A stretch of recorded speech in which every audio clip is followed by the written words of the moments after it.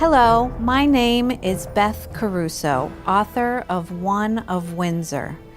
I'm standing in Windsor, Connecticut today, and I'd like to tell you about the final journey of Alice Young, America's first witch hanging victim. This driveway in Windsor, Connecticut was one of the first roads in a new colony. It was called Backer Row and was the location where Alice Young lived with her husband, John Young. In the spring of 1647, amidst a devastating influenza epidemic, something went horribly wrong. Alice Young was apprehended as a witch from her home on Backer Row. Evidence of her wrongdoings were gathered by town leaders and would have been presented here on Windsor's Old Town Green in the first meeting house. The meeting house has since moved to a place across the street and become the first church of Windsor.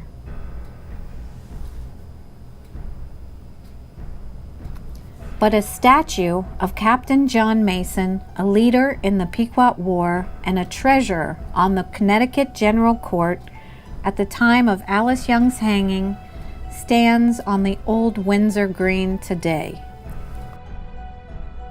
After Windsor's town leaders decided that their evidence was compelling enough to send Alice Young for a witchcraft trial in Hartford, they would have led her down this street, Old Meadow Road, to a landing on the Farmington River to board a shallop destined for Hartford.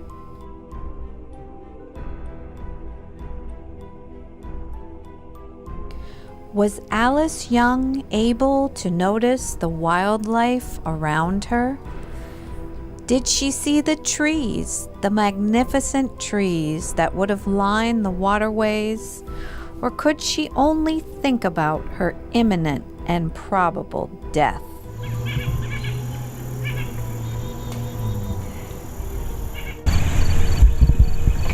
Alice Young would have passed by the old Loomis homestead on her way down the river. Alice would have journeyed only about 2 miles from the old town center on the rivulet before meeting with the Connecticut River, or the Big River.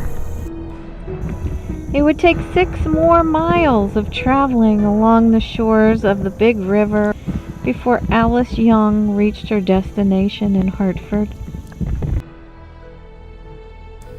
As Alice Young approached Hartford in the vessel that held her captive, she would have seen the old Dutch fort up ahead in the distance.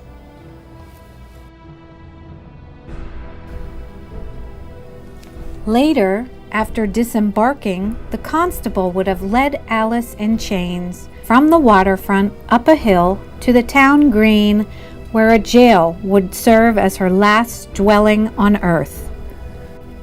Alice Young was found guilty for the crime of witchcraft. She was probably sentenced to die on the green where the old state house now stands. Alice Young lost her life by hanging on May the 26th, 1647.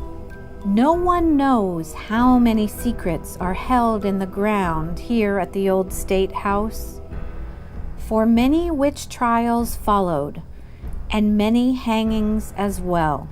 Alice Young was just the beginning.